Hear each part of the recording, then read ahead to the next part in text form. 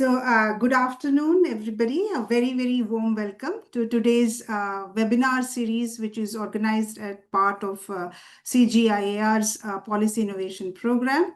CGIAR is the consortium of International Agriculture Research Centers. My name is Mamta Pradhan, and I work as a Senior Research Coordinator with International Food Policy Research Institute, which is South Asia office. It's based in Delhi. It's a huge privilege, and it's an honor and a pleasure that I'll be the moderator for today's talk, which is focused on resilient aquifers, the role of managed aquifers recharge in climate change adaptation. I think it's a very, very important and pertinent topic on sustainability, especially because India is the most water-stressed country in the world. So I think addressing these problems in the face of declining precipitation, climate change, the whole reduced importance of surface water irrigation and excess extraction of groundwater amidst all this, cereal-centric agri-food system. It's really an important topic to understand the groundwater management across different aquifers. And thank you, Dr. Muhammad Faiz Alam, for agreeing to take this talk for us. Dr. Muhammad Faiz Alam is a senior regional researcher at the International Water Management Institute. He's based in Delhi, India. He specializes in hydrology, groundwater, and agriculture water management. He brings about a decade of research experience. His work primarily focuses on enhancing water and food security through a more sustainable development of groundwater resources and the adoption of all these resilient irrigation practices. Dr. Alam, he kind of works with a huge range of stakeholders, whether it's farmers, whether it's research partners, donors, government agencies, etc. And he tries to, kind of bridge the gap between research and actionable solutions. He has a doctorate from Sweden. He has a master's in environmental engineering. He has a doctorate from Netherlands and a master's in environmental engineering from Sweden. And he's actually has a bachelor's degree in civil engineering from the Indian Institute of Technology, Delhi, which is one of the premium institute in India. He'll be talking on this issue of resilient aquifers, majorly focused on managed aquifer recharge, which kind of, I think his work provides a very promising pathway to explore how and to strengthen aquifers resilience by enhancing groundwater storage in terms of buffering against variability, enabling more sustainable use. Dr. Alam will his talk will explore the whole role of managed aquifer recharge in India. He'll be drawing on his ongoing efforts under the national and state government programs, as well as which is a research undertaken through this policy innovation program to assess their performance. His work, his analysis actually will seek to distill some of the lessons on how the managed aquifer resilience can be kind of more effectively integrated into policy planning, provide recommendations for maximizing returns on investments in managed aquifer resilience. So thereby, I mean, he kind of, this policies hopefully will ensure climate resilient and sustainable groundwater system. Dr. Alam will present for about 30 to 40 minutes. Then we'll open the forum for question and answer. But meanwhile, as he's presenting, please feel free to write your questions in the chat box, and we'll take it up post his presentations. So over to you, Dr. Alam, and your please carry forward with your presentations. Thank you so much. Thanks, Mamta, for the kind introduction. And again, thank you for inviting me to give this talk or give this presentation. Also gave me a chance, I think I agreed, to basically put together the work that we have been doing on multiple programs for the last few years on managed aquifer recharge. So I'll give it. So this work has been done by. So I'm presenting on behalf of many colleagues. Some listed here, some not. We have been working on in this area on manage aquifer recharge in multiple states of India, locally, nationally also. So it will. I'll start. The idea is I'll give an overview of from where the MAR started in India, and how much investment under which programs are going on, and then basically end it with what we are doing under the policy innovation program to assess how much of this how these investments are working, the impact assessment, or you can say monitoring of this investment. So I'll start with maybe the audience here do not need a lot of introduction on how groundwater came to be the pillar of irrigation in India. Starting in 1950s, I think groundwater contributed only around 25% or 28% of India's in irrigation, where the same number right now stands at around 62, 63%. So there has been a tremendous increase in groundwater irrigated area in India. At the same time, the dominance of the surface irrigation, canal irrigation has more or less stagnated. A lot of investments have gone in. There are a lot of literature out there assessing why there has been a stagnation in canal irrigation. But the overall thing is that right now almost two-thirds of the irrigated area is supported through groundwater. And this has been instrumental, of course, in the success of green revolution in India, but also wider productivity gains that we have seen in agriculture across the states. Now, of course, so what it means now is that India annually abstracts around 250 billion cubic meters of groundwater annually. And that's almost one fourth of the global groundwater withdrawal. So the next country is around US, which withdraws around 111. That is less than half of what India withdraws. Uh, uh, India's withdrawal is about for groundwater. Most of it goes for agriculture. This is abstracted by 22 million pumps. India does a very tremendous work in getting minor irrigation census. So we know that we have 22 million pumps. They have increased from 11 million we had around 30, 40 years back. But though I will be talking a lot on irrigation, but at the outside, I would say that groundwater is not just central to irrigation. I think more than 80% of rural drinking water needs, around 50% of urban water needs, also comes from groundwater. So it's central to domestic water security also. But that won't be the focus of the talk today. Uh, and there have been multiple reasons why this reliance on groundwater came to be. Of course, groundwater as a storage, especially in alluvial hard rock aquifers, also provides high buffering capacity, especially for farmers. It provides more control and reliability as compared to canal irrigation, where they have to rely on canal operations timing.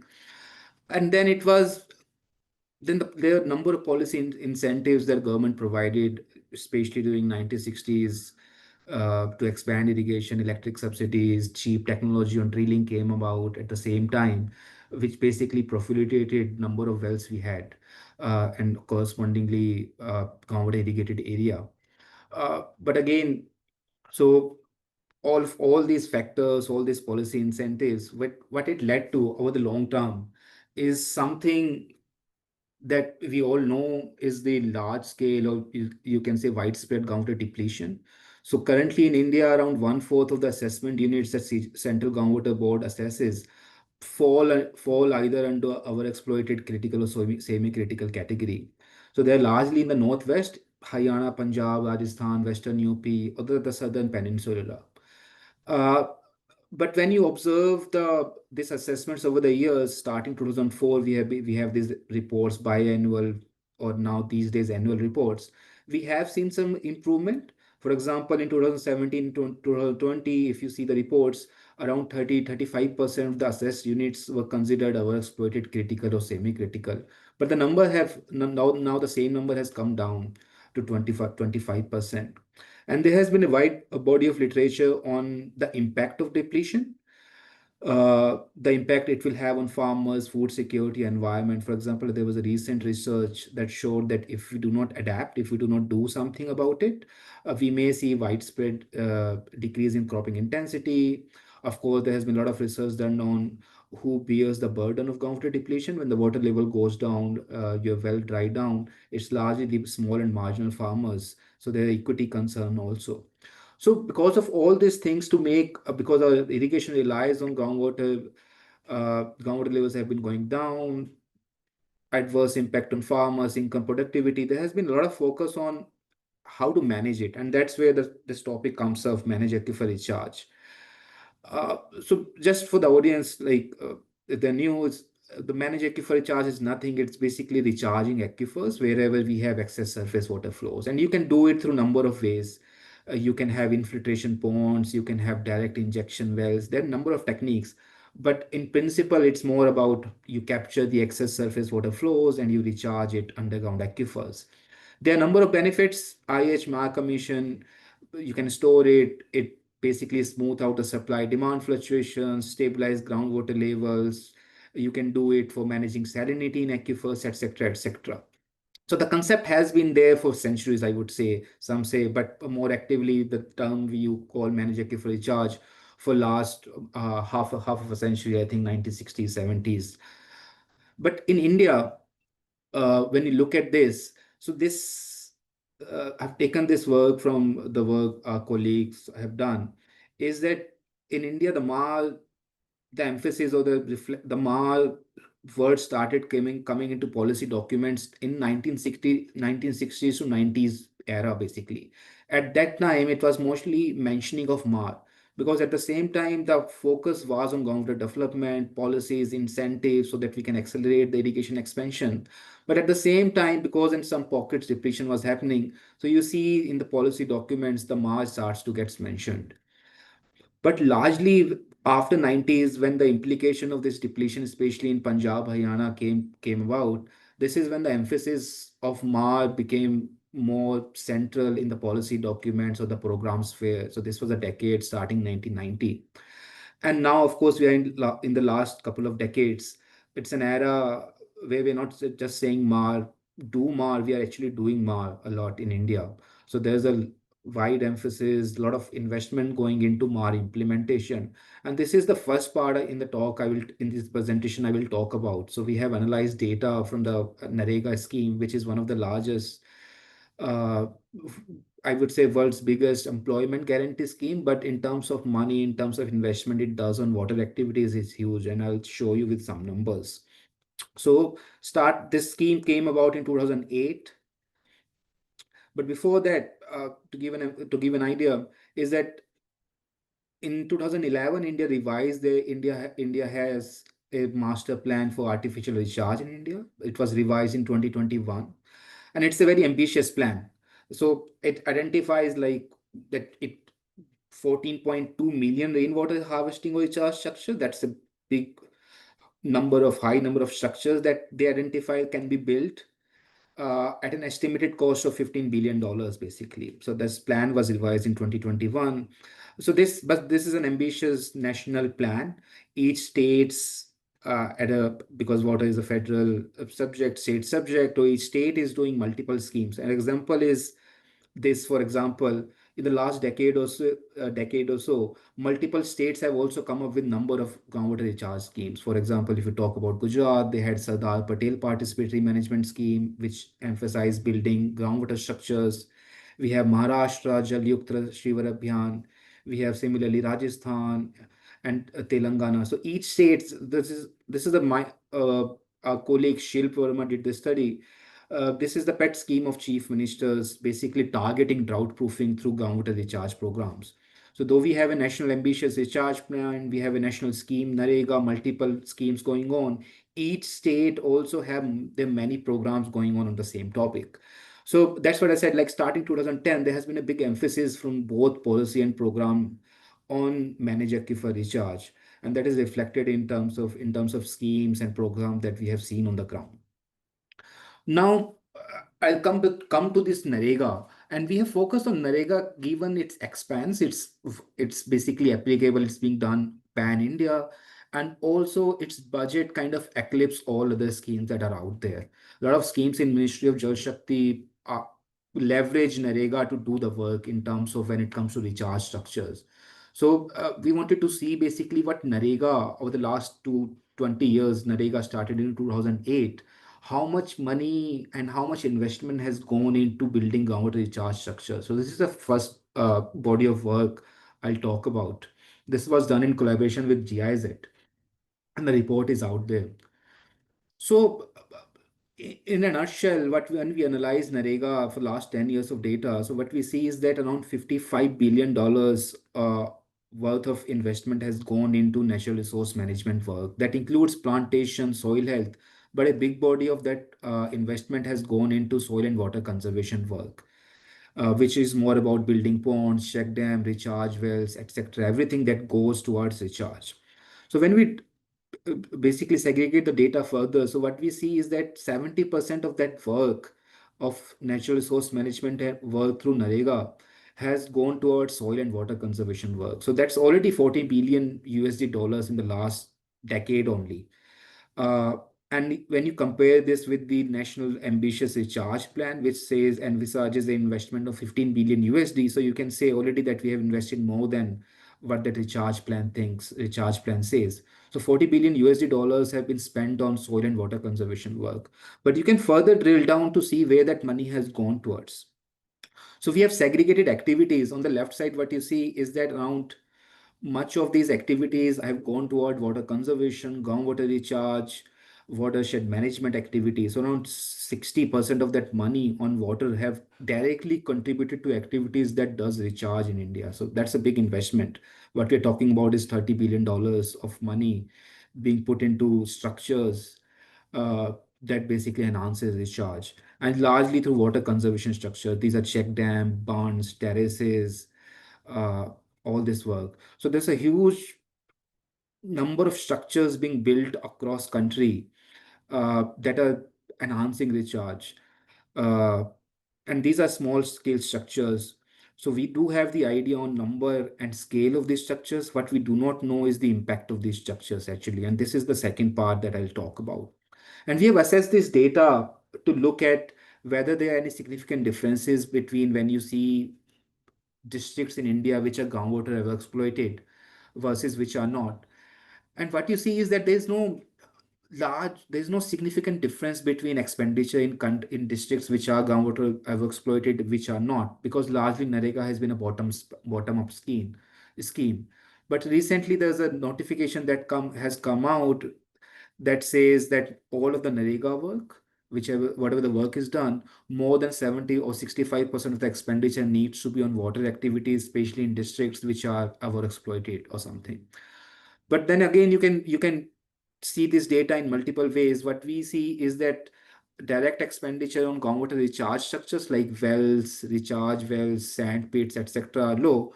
But in terms of water conservation, there has been a huge investment being done on groundwater recharge through ponds, water harvesting tanks, and all. And they more or less matches. For example, if you only look at districts which are overexploited in terms of groundwater, around 48% of that in those districts, around 48% of the investment has gone toward these structures versus only 33% in districts which are safe. Uh, and for those who want to basically explore this data more, want to look at this data, this is available online, so you can have a look at this data. This puts all the data across or at the district scale for the last 10 years out there in the open for you to assess, dissect it the way you see it. So, but now the thing is, around $30 billion or lakhs of structures have been built. Now, what's the impact of these investments? And this is something that we are doing. Basically, what the work that we did with GIZ was also is that though we have a lot of data on MIS portal, on Narega, on different scheme, that how many structures have been built, but there's a lot of data scarcity out there in terms of how well they're performing, and that is very critical. If so much investment is going in, how well they are doing in terms of recharge performance. And we have been monitoring the recharge performance in the Ramganga basin, that is western UP, where we have concerns on groundwater depletion under the policy innovation program. And this we did as a part of a MAR scheme, MAR program, or you can say MAR typology, that we say underground transfer of floods for irrigation. We started this work a decade back. The idea is that we catch the excess flows during monsoon season on a larger at a basin scale, so that we can mitigate flood risk downstream, we can increase water availability. So that's the idea, that instead of doing standalone MAR structures, we should do these marsh structures in a more integrated way at a basin scale. So this work started decade back, and the premises of that work through came through modeling. So modeling was the first thing that we that our colleagues or we did. We showed that if we can capture around 20% of the flows in Ramganga basin, we will be able to basically mitigate to an extent groundwater depletion that we are seeing.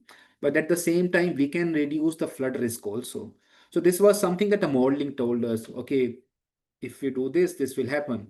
From modeling, we did a pilot because we had at that time we had very limited idea that what kind of recharge structures could be put in place, how much is the recharge efficiency. So we did a recharge pilot in a village in Ramganga Basin.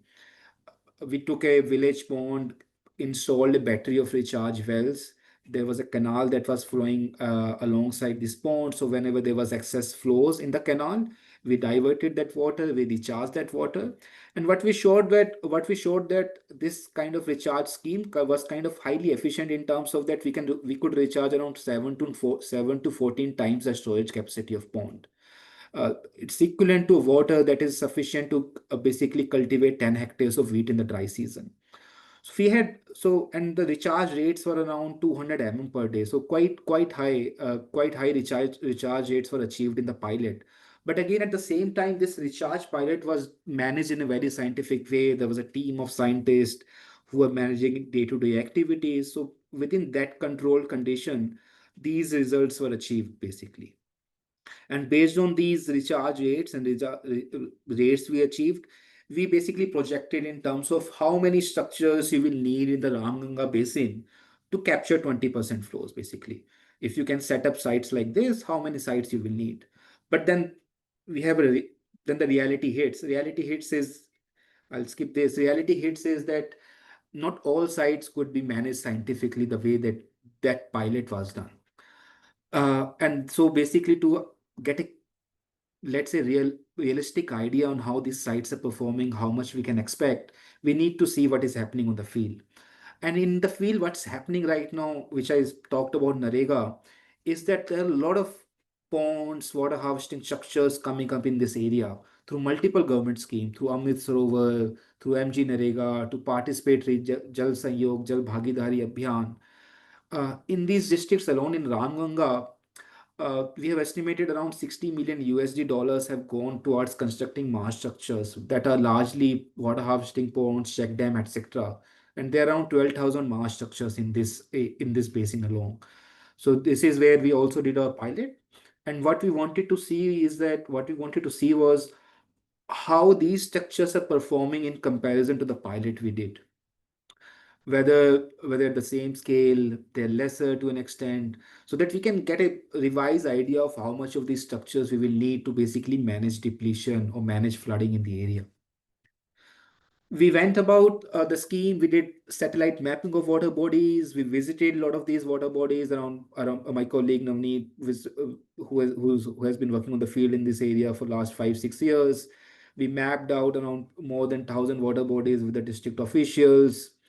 We did stage area curves surveys in these sites to basically develop the volume stage relationship, so that we have an idea when water level in the pond is x y 10 meters or 3 meters, how much volume this pond is storing. And then what we did was that for around 30 odd sites, we basically and got citizens involved in terms of local people who live near these ponds. So what they do is that we have installed staff gauges in these ponds. Every day or every second day, these villagers go to these ponds, click photos, send the data back to us through WhatsApp, and we basically put this data in our worksheets. And we have been doing this for the last 3 years, this assessment in the Ramganga basin for this, how efficiently these structures are working. What we have captured, basically this left side given example is for one pond for 1 year, is that what you see is that rainfall happens, the pond water level goes up, then it starts to recharge, decline, and then again goes up and decline. So this way we basically demarcate recharge events. So for the last 3 years, we have demarcated around 217 recharge events, which we have observed. But then when you average the data out in terms of recharge rates, what you see is that average recharge rate is around 20 to 40 mm per day. as compared to the pilot which we did in the area, which was around 200 per day.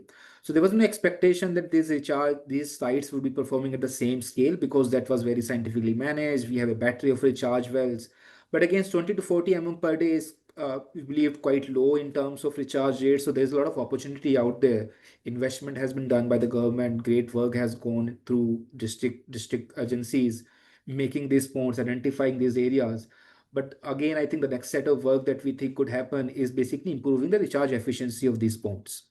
Again, what we observed is that recharge rates have declined since we have started monitoring, and it's a result of siltation that happens. So in monsoon, the water is very silted.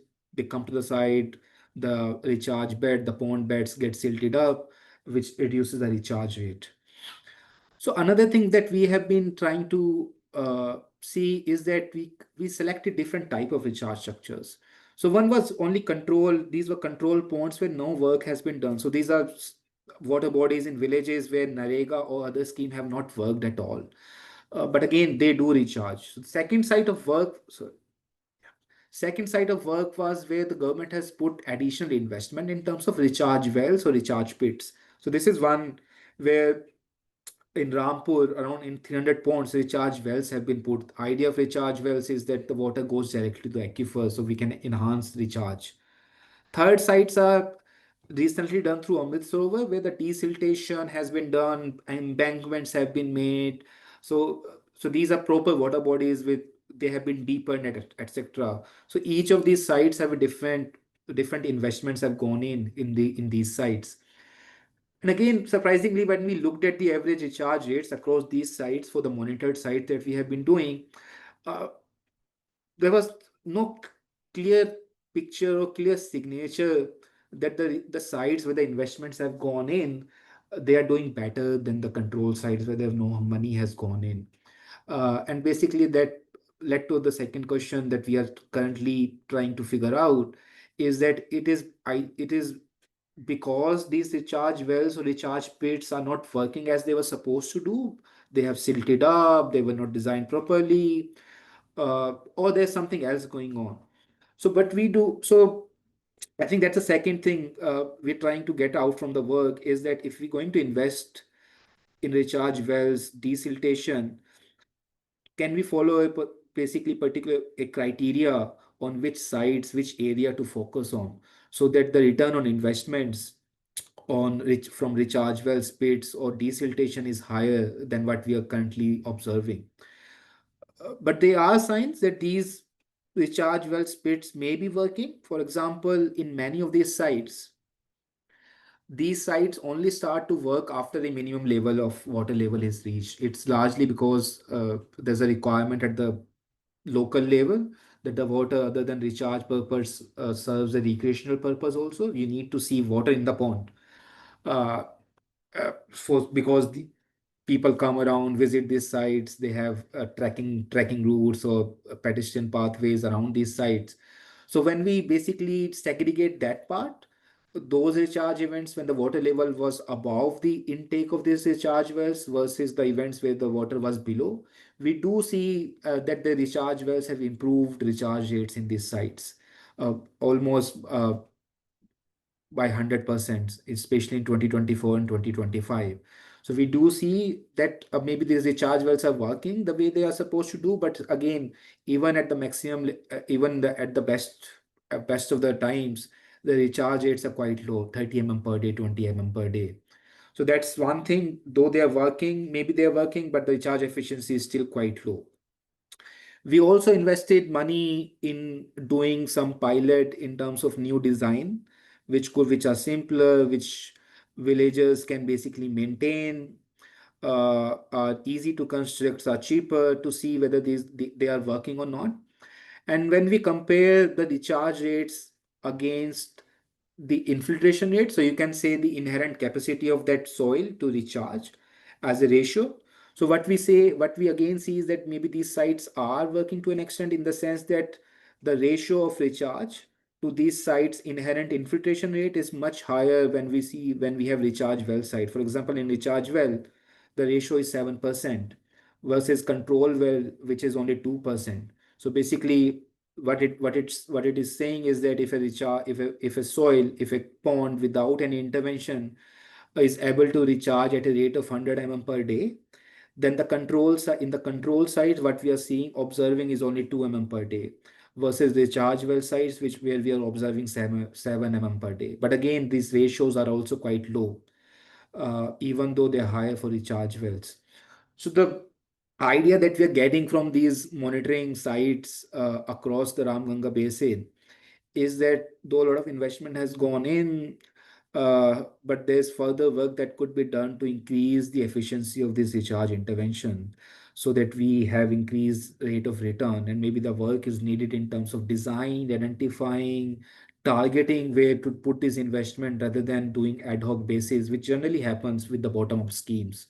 So we need to see a process, we need to develop a process that's easy enough so that the local level BDOs, villagers can basically follow to design these structures.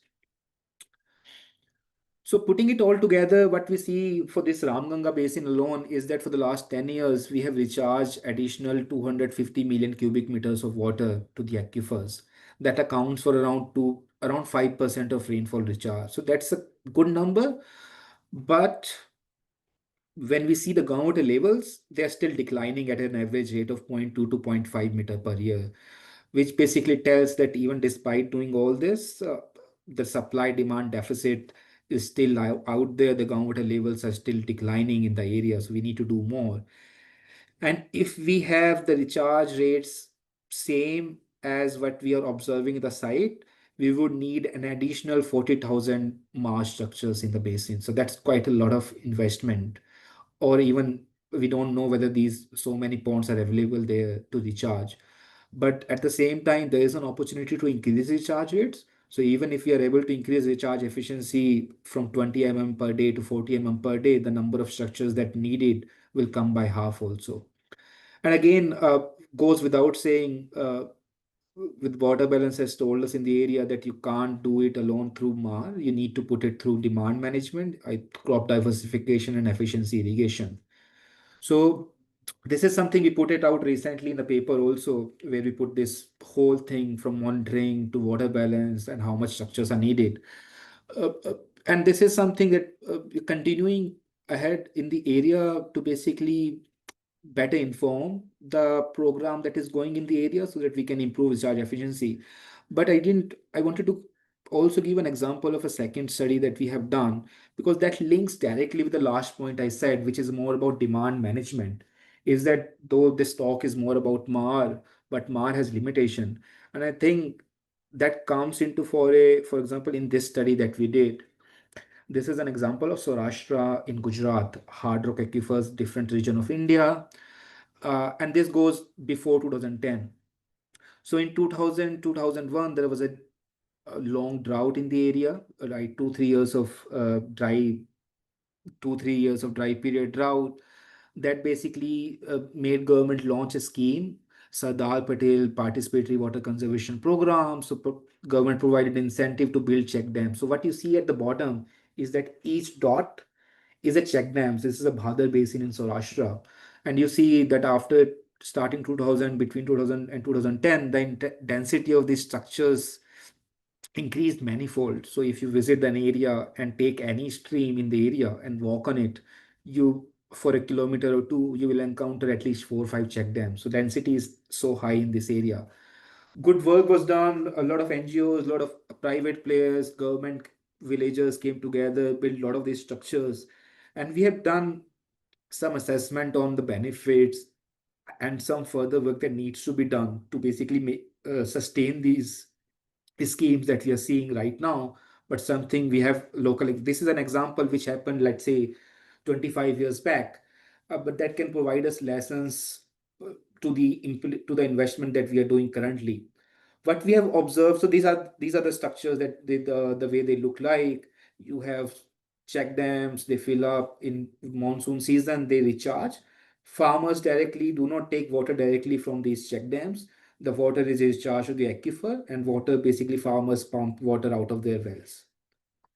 So what we estimated is that for the last 20 30 years, is that depending on what kind of rainfall we get in the year, they recharge around 10 to 40 million cubic meters of water every year in the basin, in that watershed basically. And the thing is, the recharge is lowest in dry years and highest in wet years. And that is something we reflect in the paper that we did, is that in the dry year is when the need for additional water is the highest. So these surface structure, marsh structures, especially in hard rock areas, they may not work so well for drought proofing as such, because in dry years you hardly have rainfall and they recharge the lowest. So that's something we need to keep in mind. But also a survey showed us that around 40% of the structures that were built at that time are not working. They have broken down, they have silted up. So long term sustainability of this investment is a question mark. So we need to reflect on that. How do we basically operate them? How do we maintain them? Because in that area, around 75% of the farmers reported doing no maintenance activity. So there was no basically ownership of these structures, most of them. Uh, the maintenance was still done through government, if it was being done or something. So we need to see the current investment that we are doing do not go toward the same path. And of course, there's an equity concern. These structures generally end up benefiting the farmers which are nearest as compared to farmers who are away from these structures. Again, something we reflected, because if you look at the density of these population, most of the farmers live away, more than 500 meters away from these structures. But the demand part comes handy when we look now. So the same plot, the blue bars shows you how much recharge the check dams have done. And what we observed through survey, water balance studies, is that after these structures came up, cotton area in the area has increased by 124%, wheat area increased by 112%. And if you take a difference of demand, groundwater demand that was there in the area before this check dam came up and after check dam came up, the demand has basically outpaced, the increase in demand has outpaced increase in supply from check dam. So this is something very interesting, and also a lesson is that MAR alone can't do the work until and unless we manage the supply part. So for example, in dry years, when recharge is only 10 million cubic meters, but the current cropping pattern changes, means an additional demand of 90 million cubic meters of water in the watershed. When we see the same thing happening in normal and wet year also. So again, on in they have benefited, they have done good work in terms of increasing the supply, but of the long terms, the demand has outpaced supply. And again, if there's a deficit, the farmers are going towards drilling deeper tube wells. More structures are needed. So the idea is that if we need to do more, we need to basically augment it with the demand management in the area. Doesn't matter it's Ramganga or Gujarat or Karnataka or Maharashtra. Supply side alone can't do the work. So these are the key takeaways, I think, from the work, from multiple stream of work that we have, is that what we have seen recently is that from the policy and program aspect from government, there's a shift from groundwater development to management. Now focus is on management, not development through groundwater. We have already reached a threshold, at least in the northwestern India and southern peninsula. Multiple government schemes through in multiple ministries, be it MORD, be it MOJS, be it the MOF, they are doing on manage aquifer recharge. And what it has resulted in this lack of scale structures across districts, across states through these government programs. But what we are lacking currently is the monitoring, that how well these structures are performing, what is the recharge efficiency of this program, what is the investment return on this program, that we need to basically build, augment. And again, I said supply efforts alone won't suffice, but again, there's a realization we have multiple government schemes going on. For example, Atal Bhujal Yojana, crop diversification programs, efficiency program that government also has. But again, true convergence will lie when we put these things together in one focused area, one focused districts. More often than not, these happens in different areas, different times. These are not linked well. But again, a lot of work is going on the demand management. But I would say the investment on supply side is manifolds higher than the work or the investments that are going in the demand management parts that we need to basically further strengthen. And with this, thank you. Mamta, over to you. Happy to take questions. Yeah, thank you. Thank you, Dr. Alam, that for a very, very comprehensive presentation. We have one raised hand. I think Divesh, you wanted to ask a question. Please go ahead. Anisha, if you can He's allowed unmute to talk. Divesh. Yes. Allowed to talk. Yeah. Go ahead, Divesh. Yeah, no, thanks. This is really interesting. So, but there are a lot of economics here. So, one of the things that you actually came at the end, and there is some uh, work, there's if you might be aware of that work, which, um, Praveen Kumar at ISI and with E. Somanathan, they have been doing on things with hard rock aquifers in Telangana. That is, when something which you came toward the end, which is basically that, monitoring and, how this is being monitored, which wells are being sampled and so on. And that is, has give you a very different picture in terms of what, you think about even groundwater level and recharge, and that's there. But I'm really, so I just wanted to see that, about the whole incentive system that is related to monitoring, because a lot of it is said in the demand management. But one big element of the demand management is basically even, to do with adequate monitoring. And that also requires incentives. It also requires demand management and demand for monitoring, because measurement here is kind of really critical value of what we are trying to do here.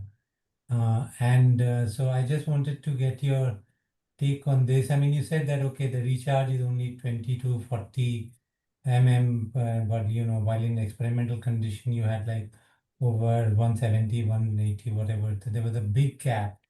But it might also be that, you probably were monitoring it at the right frequency in the right method and all. That's why you had that difference. And so I just wanted to get to that. To the first question that I wanted to see, that, how you create the incentives for monitoring.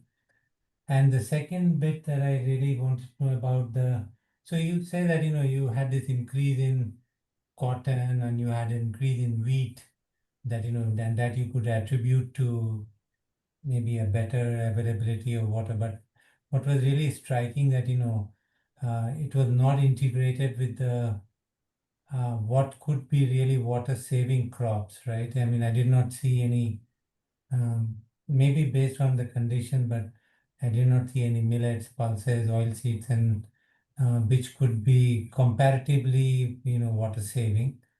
And I know you said diversification would be required, but could it not be made conditional, like, support, that, it should be blended into an integrated program of, crop choices as well? Because just by doing this, MAR is not going to, which you yourself are saying, that it will not do uh, enough in order to really do the recharge up to the potential.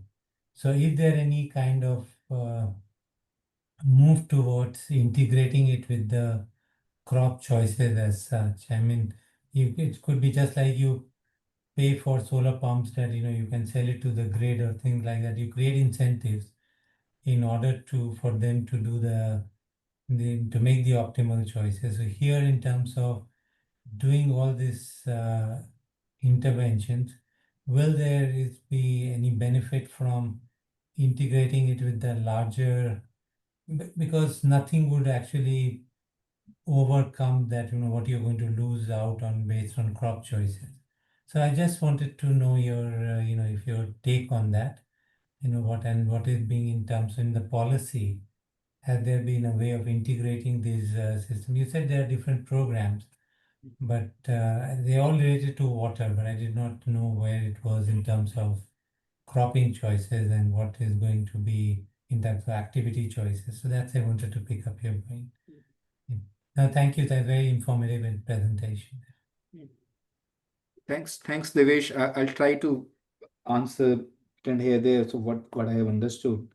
On the monitoring part, I think Devesh, the results that we are seeing, I think that's not because the way that we have been monitoring. I think the monitoring for the both structures have been consistent in terms of how we monitor. So I think the difference that we are largely seeing is, of course, over-designed pilot program, very well managed program versus a lot of these structures that come up, they come up, so they're not scientifically planned as such. So largely, as I said, it's a bottom-up scheme. You have existing ponds, you have a target. Uh, it largely flows through national district BDOs, block development officers with villagers who end up working on it. Another thing is that once you work on it, because there's so much siltation that happens, and the program currently, I think, doesn't allow renovation at the same site before 3 years. If it happens, it allows after 3 years, but there's no guarantee that you will end up doing desiltation after 3 years also. So it's something maintenance. So we see largely it's design part that's playing a role here, which could be improved when we come to recharge efficiency. But on the monitoring part, I would say, for example, Atal Bhujal Yojana did is trying to do it. Is that they do have state or villages, they have these incentive outcomes. Because I always say the thing is the not I always say point is the groundwater level is the ultimate outcome. Is that if you wanna, and that is something a long-term outcome. If you do this year for continuous 5 years, maybe over the 5 years, you will be able to basically attribute some of the changes happening in groundwater level to what we are doing above the ground. So what Atal Bhujal Yojana tried to do was that at a village scale, you have village security plan, which basically account for how much water you have, accounts for basically incentivizing efficient irrigation, crop diversification, so that we can save water. And they also at the same time they also had this monitoring linked to it. So each village, they have a piezometer. We are supposed to basically monitor your groundwater levels, and scheme basically provided incentive to state and districts which basically achieve all these incentive, that you have 20% or 30% of area under efficient irrigation, etc. You have crop diversification, you get more money. And ultimately, if you are able to show improvement in groundwater levels over the years, you get further incentive money basically. But getting this incentive scheme work, I think you would know better. I think other people who have worked on this is a huge task, especially in the alluvial aquifers that we have. In hard rock aquifers, you have participatory groundwater programs which have shown some level of success because aquifers are still contained. If you work in a village, you save water, the water stays there to an extent. But in alluvial aquifers, which are very well connected, which are highly productive also in that sense, getting this participatory groundwater management has been a challenge, I would say, especially in the alluvial areas. The thing is, on the other side, I think we need more schemes like Atal Bhujal Yojana, maybe more directed. Is that, for example, Haryana, they also have, if I understand, they had in providing incentive for crop diversification, let's say maize or something. Doesn't, I won't go into detail whether it works or not. But then I would say that if you're giving a particular district or particular area incentive on that, then at the same time, you put same amount of money on the supply side also. So basically, what I see lacking is the complete water balance or assessment, that how much is needed, we don't know yet. So what we say is that crop diversification is needed, MAR is needed, etc., etc. But there is no clear target as such how much is needed. If you do go to a district in Punjab, you will see a lot of money going into supply, when we know in Punjab supply won't even make 10% of a difference in the conditions that is in the given agroclimatic context that we have. So I think what's lacking in these schemes or in this program is this targeted approach, where to do what and how much to do. I think that is lacking. I think incentives, it's a difficult task, I think, but Atal Bhujal Yojana did, I think we have some good learnings from it. Maybe the next phase will do better in terms of how those incentives are designed. Uh, yeah. So that's my take, yeah, Devesh. But we can, of course, talk separately also. It's a No, I bigger just picture have a for me. small question, just Yeah. on the parking question. So, when you have these kind of check dams and all, because one of the major issues is that they are riparian rights, so it is totally groundwater becomes your public private good, right? Mm. So land and water under your land is your right. Yes. And this is not like in Europe where you can have make groundwater like a public good, right? True. So when you have this kind of some community stuff that you have these water structures, right? Mm. And say related into same aquifers, right? Mm. Is there an element of creating a public good element in that you have certain responsibility of how much you are drawing, right?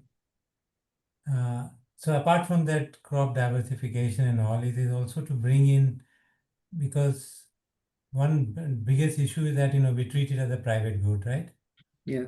And then so can there be something proposed as an experiment that you have some community ownership of these water bodies or whatever that you create, right? So, in a sense, that's the watershed guidelines that Mm. India developed, India has. There's a big emphasis on participatory or something there. So, Mm. I think after initial years or initial versions of watershed programs, the emphasis all most of the emphasis shifted on participatory. So the idea was whether you pay financially or you pay through labor. The most of these charge structures, most of these intervention need to be owned by the people where this work has been done. And again, you have islands of success where this has worked, where people have come together, people have basically maintained these structures. But again, largely because the what one of the drawbacks has been, because a lot of these programs, a lot of these schemes, a lot of the projects are very time bound, 2 years, 3 years, you go in 2 years, you build these structures. But getting the participation, getting true participatory approach takes a lot of time, to take a lot of effort from CSOs. People need to be at the ground to basically develop this momentum, develop the ownership. And sometimes that there's a mismatch of timelines of how much time it takes to develop this ownership, understanding public good or something, versus what the project timeline is. Go there, build these structures, come out in 1 year, and maybe 3 months is dedicated to building, doing participatory work, which is in many cases is not sufficient. So though the program guidelines, I think in most of the government guidelines, I think in India right now, participatory is the buzzword, is something emphasized a lot. But again, they are islands of success, but in large cases, what happens is that participatory is just namesake there, is just for the sake of participatory. It's not truly participatory. And I think that part will take a long term. We need to take a long term planning horizon or something. We can't just do participatory in an area in 1 or 2 years. It takes a long term process. And wherever the successful local level NGOs or CSOs have been there, I think those are the places where these things have worked. In other places, not. Oh, thank you, Jason. Thank you. Anybody else? Please raise your hand, or if you want, you can type the question in the question answer box also.